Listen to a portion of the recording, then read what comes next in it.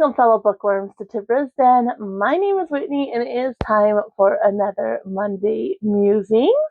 So I do have 5 books to talk about. There was one book that I had hoped to get to that I wasn't able to, which is fine. It is what it is, and I still have plenty of time. We still got 2 weeks left in the month, and I'm pretty confident I can get read what I want to. So first up, I want to talk about iced matcha. I've been obsessed. So Starbucks, of course, had their banana bread matcha, and I had never tried matcha, which is odd because I really enjoyed like hot green tea. Like in my 20s and such, I really enjoyed hot green tea and iced green tea as well, but I had never tried matcha, which I think is just kind of odd. But I never actually realized it was green tea, so that's part of it. And so when Starbucks came out with their banana bread, I wanted to try it, and so I got a small one. Absolutely loved it. We did get a Starbucks that opened up in our little town a couple months ago. They've been having stabbing problems, and they're often the drive-throughs closed. There's been a couple times where the whole store was closed, so they're just having some trouble keeping their doors open. So I decided to get some matcha for my home. I got a little traditional making kit with the bamboo whisk and such, and got some powder and been spending all week trying to perfect my perfect ratio, and I think I got it down because I'm lactose intolerant, so I use Lactaid, and there's a new Lactaid creamer, which is nice.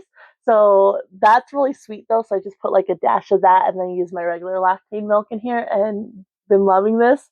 And it's really helped my mood as well because I do have a lot of anxiety and such, so coffee does not help with that. So yeah, I've been really enjoying my matcha here. I'm gonna sip on it while we talk about books, so definitely grab yourself your drink of choice as well. So I did get 5 books read. Like I said, one of the books that I wanted to get to, I didn't, and that's perfectly fine. I'm gonna start it tonight. It's the last book for my TBR game, and I'm gonna start it tonight and should be able to finish it tomorrow sometime. It's like just over 300 pages, and it's a contemporary romance. Should fly through that, and then I have a couple other books I'm looking forward to, but that's my last actual on my TBR read. The rest is kind of more mood reading. But let's go ahead and talk about the books I finished this week. So last Monday I had started Klara and the Sun by Kazuo Ishiguro, and I finished this, of course, and I really enjoyed this. I ended up going with 4 stars on this one. So we're following Klara, and she's an artificial friend. And so she starts off and she's at the store, and there's this little girl that keeps coming by, and she really wants to be taken home by this little girl. And she does end up getting taken home, and so then it's the story of, her going home with this little girl and living with this little girl. And I really like this. The reason it wasn't 5 stars for me was, and it's fine that the author, because you're being told the story through Klara's words, and so she's not gonna like lay things out for you. I understand that, but I wish there had been a little bit more explanation. Like, the children in this book are lifted, and that's never really explained. And there's also kind of an illness that goes along with that that's not ever really explained. And so I get that Klara, being the narrator, is not going to lay it out for you, but I wish there had been more context clues. And there's also, like, she sees, like, only sometimes, but, like, these compartments, and that was really confusing as well. Is it Klara? Is it, like, these children that are lifted that are causing her to see these things this way? And that's never really explained, and that was confusing as well. So that's the only reason why I dropped it down. Story-wise, I absolutely love this. And plus, I didn't really always understand what Klara was describing. And I am autistic, so I struggle sometimes understanding things anyway. And then you're getting this robot trying to describe the world, and I'm just like, what is she describing? I don't understand. So that was the only place where it lost me a little bit. Story-wise, character-wise, I absolutely love this. I really like, because, and I have another robot AI book that I read as well, and I like the way these authors are creating these robot characters and really humanizing them, and showing what makes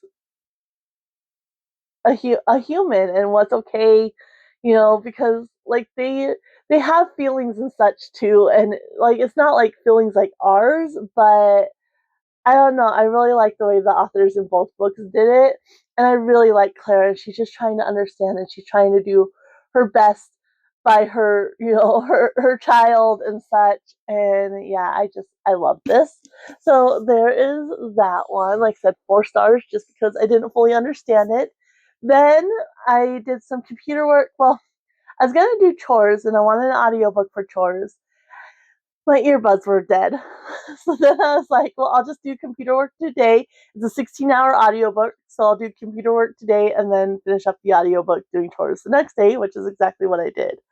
I was watching Allison on a book break. She's been putting out her Aurelian vlogs, and she mentioned the audiobook for Project Hail Mary. 100% the way to go. This is, of course, by Andy Weir.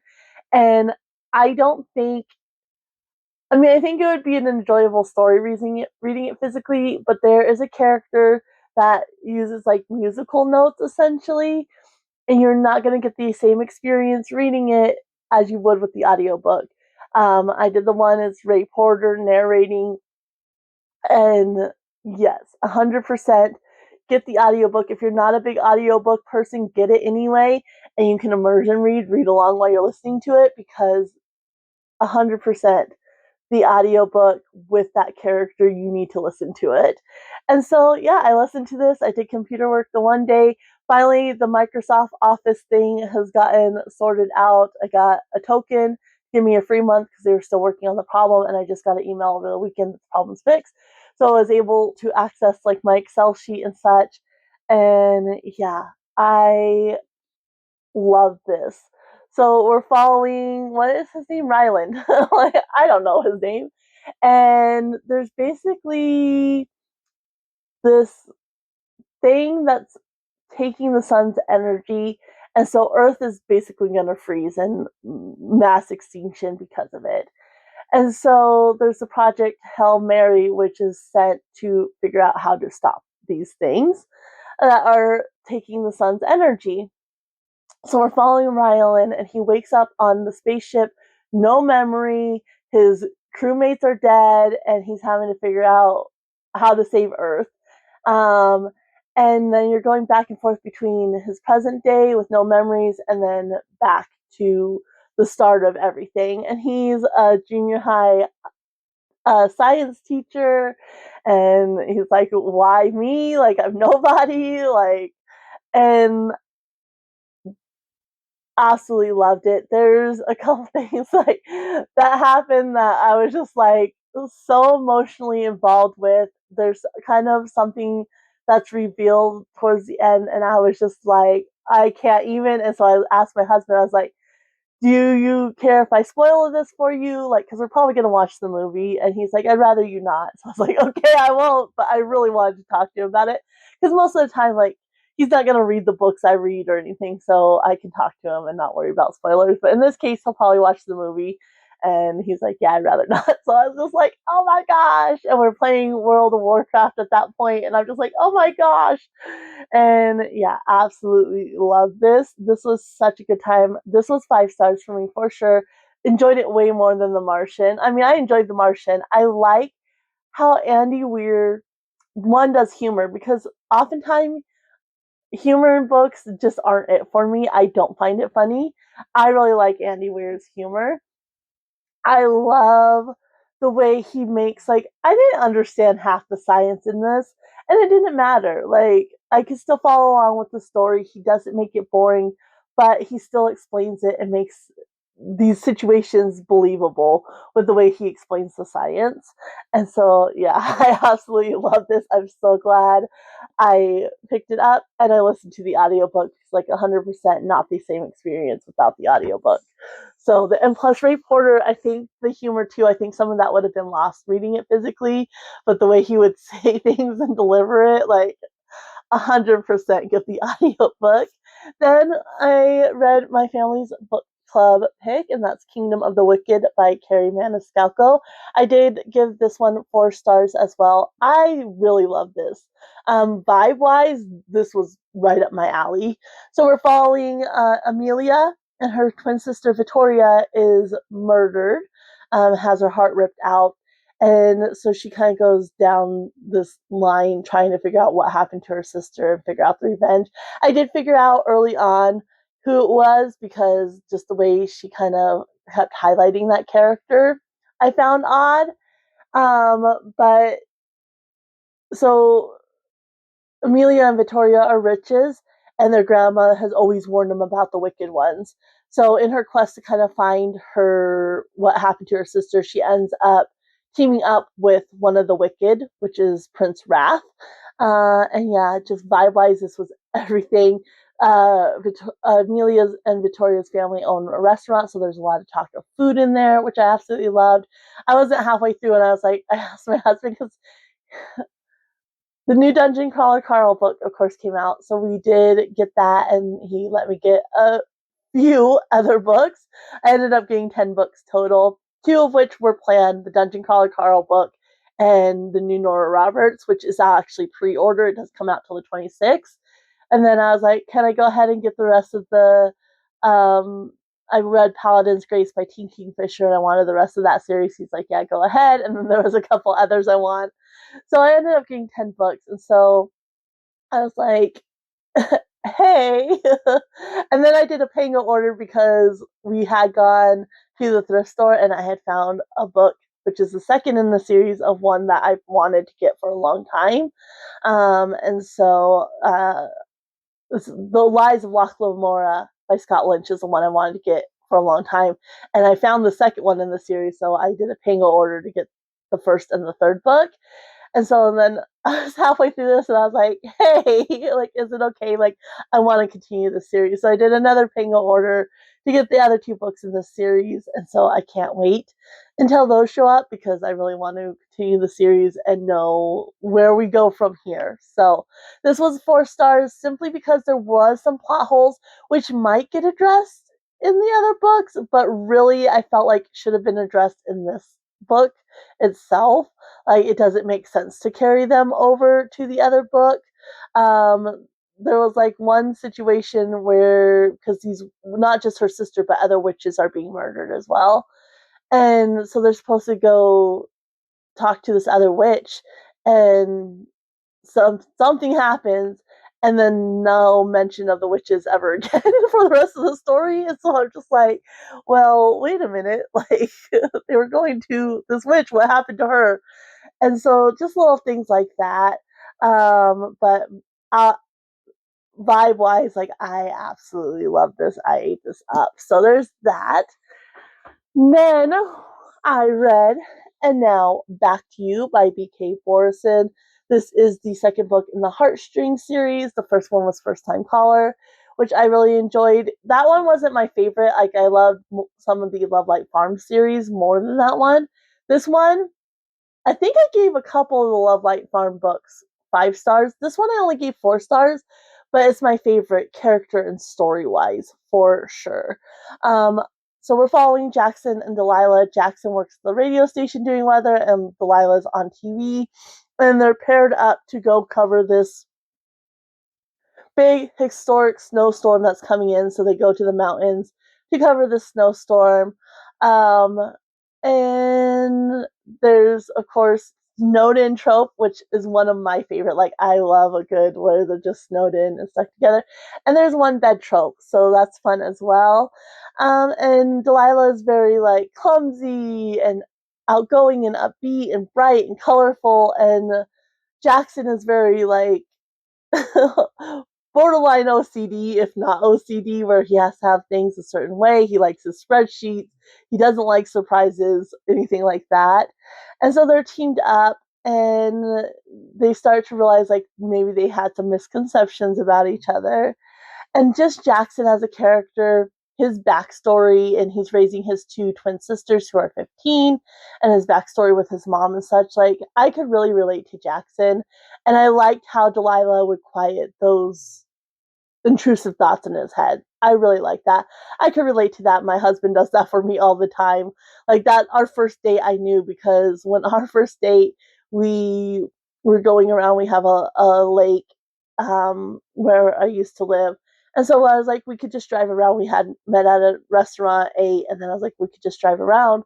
Well, we were driving around and there was water running across the road. And my mom's like, don't drive like through the water. You can, get swept away, whatever.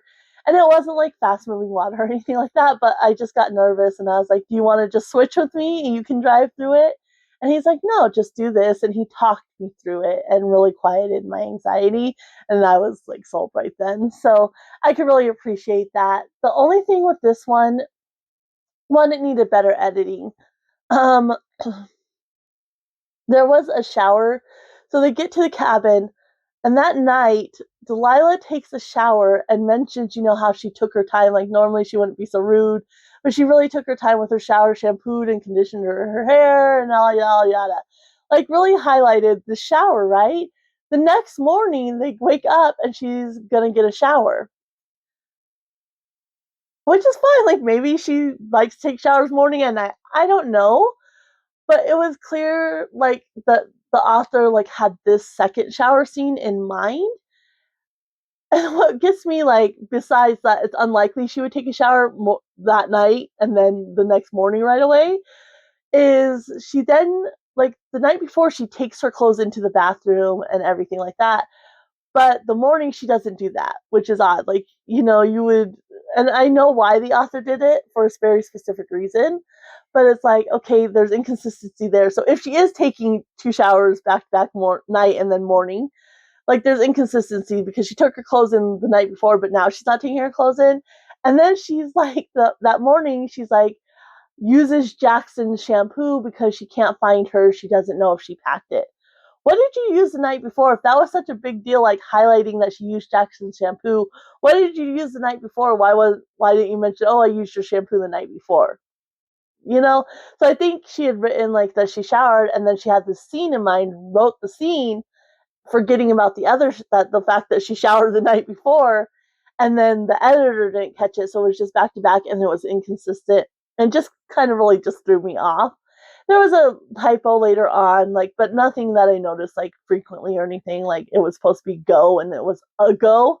And so yeah, this, like, but that shower, like, that needed to be better edited. There's also a situation with Delilah's grandfather, and I don't think, like, she really highlights like Jackson and his issues with his mom and such. And like the grandfather, the situation with him is kind of an afterthought. And she could have had the grandfather character, everything that happens to him in the story, just fine. She didn't need to add this additional thing because she didn't do justice to it. It was an afterthought. And it would just be thrown in I mean, they have this situation with her grandfather. Maybe I need to do something with that. It was an afterthought. It wasn't well balanced. Like, Jackson's backstory and his issues were really done well, and then Delilah is just kind of an afterthought. So I didn't like that, and as I really wish she hadn't done that, and it just left it as her grandfather, and then the situations that arise with her grandfather could still happen without this other thing involved, and it being an afterthought. So that's what dropped this one down for me, because it really, character-wise and story-wise, this was my favorite BK Borison, but there was just those few issues that I didn't love. So there's that. Then last night I stayed up late and finished Annibot by Sierra Greer, another robot AI story. In this case, Annie is a cuddle bunny, so she's used for intimacy and such. And she started off as an Abigail, which is like a housewife, doing the cooking, the cleaning, and such. And then he transitions her to a cuddle bunny. And there's also a nanny, which he doesn't have kids, so she's not a nanny in any way. And again, you have this very highly intelligent, almost intuitive robot who's, and the thing with like they're called autodidactic. And the thing with them is they do have some choice and such, and it makes them more human. And so as she grows and evolves, like she's becoming more human. And she can get moody and everything like that. I 5 stars. Absolutely 5 stars. It's a short little book, but I think there's a lot of depth in this one. This would be great for a woman's book club, 100%. Like the conversations you could have about this, because it really does highlight like how just women in general are sometimes treated in relationships. And I like how the author did it while having the character be a robot, because this robot doesn't have a choice, but she has that confusion and she's just trying to please her, owner, and she has confusion like, what did I do to displease you? And like in a lot of instances it was like there's nothing you could have done that would have changed how he treated you in that instance. It shows the abuse. They get a dog at one point and she's treated worse than the dog, and so like there's a lot of depth to this and a lot of conversation to be had. And just Annie again as a character, like I absolutely love that. And I enjoyed Annie more than Klara just because it wasn't as confusing. And you could see, as she's trying to figure out like what she did to make him angry, and how she can adjust and such. Um, you can really kind of see the whole situation. And yeah, I really love this one. Like I said, it would be great for a women's book club, 100%. So yeah, and that's all, there's a lot of, she doesn't go like into like detail about the intimate scenes, but that's obviously prevalent throughout because she's a cuddle bunny and such. So yeah, I really, really love this one. So those are the books I read this past week. So 3 4 stars and 2 5 stars is excellent. I am very happy with that. I have 4 books I would like to read this next week. First up, of course, that I'm going to start tonight 100% is Love is a War Song by Danica Nava. This is, of course, my last book for my TBR game. So once I read this, I'll be done with my TBR game. I'll get my reward. I'm actually going to do my next round for June after filming this. So I'm excited to see what my game has in store for me for June. It was so nice in May. I hope I have another really nice round.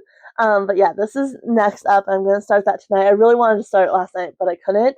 And then April, I read the first book in the series, so I want to continue on, and that is Enchantra by Kaylie Smith.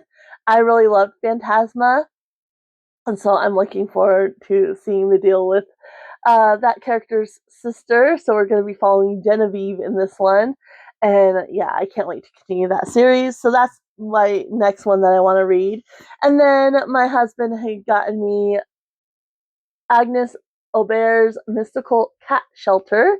I I mispronounced the last name before. I'm very like a visual and I don't always think. So but I've heard other people talking about this and Aubert, which makes sense. You don't say the T. And then this is by Heather Fawcett, who wrote the Emily Wilde series, which I absolutely love. And so my husband picked this up for me in April. And yeah, I am really looking forward to giving this a go as well. And then I saw Becca at Becca Books and Blue Joe. She did a vlog where she read her kids' names. She has 3 kids, and Theo is one of them. So she read Theo of Golden by Alan Levi or Levy. Levi. um, and so when she was talking about this, it just sounded like a book I would really enjoy. And then when we went grocery shopping, it was at the grocery store, so I was like, perfect. And I picked it up, and I really wanted to get to this just because the way she talked about it and such, like it just sounds like a book I would absolutely love. So those are the 4 books I'm hoping to read this week. It's definitely doable, of course. I think obviously Love is a War Song is going to go super fast. I think Enchantra will be fast, as well as Agnes Aubert's, and then I'm not sure about Theo Golden, like how dense it is, or anything like that, but I think this is definitely doable for this next week. I don't have anything major going on. I'll probably listen to, I did get Not Quite Dead Yet by Jackson, Holly Jackson, I want to say. Anyway, I'll be right here.